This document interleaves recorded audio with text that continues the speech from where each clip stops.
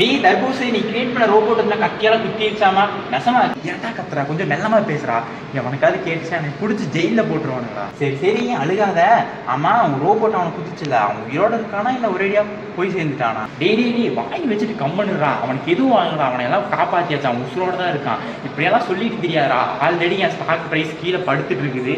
இதெல்லாம் சொன்னீங்கன்னா இன்னும் அவன் பாதாளத்துக்கு போயிருக்கான். அப்போ உங்ககிட்ட வேலை செய்யறவனா செத்து போனா உனக்கு பிரச்சனை இல்லை, உனக்கு டெஸ்ட்ல ஸ்டாக் பிரைஸ் கம்மியாக கூடாது, அவ்வளவுதானே. இப்பெல்லாம் நினைக்கிறதுக்கு தான் அவனை கல்லாலே அடிக்கணும்னு சொல்றது. குத்து வாங்கின அவனே ஜாலியா இருக்கான், உனக்கு என்னடா இவ்வளோ கஷ்டம்? பேசாம இருறா. இந்த மாதிரிலாம் சில பல தியாகங்கள் பண்ணாதான் நான் நம்பர் ஒன் பணக்காரனா இருக்க முடியும். நம்பர் ஒன் நான் ஒன்னா நீ தியாகம் பண்ணணும்டா. உங்ககிட்ட வேலை செய்ய உசுரம் வாங்கக்கூடாது, சரியா? உண்மையா என்ன நடந்துச்சுன்னு சொல்லு. அவனுக்கு என்னதான் ஆச்சு? அந்த ரோபோட் யாரதான் குத்து?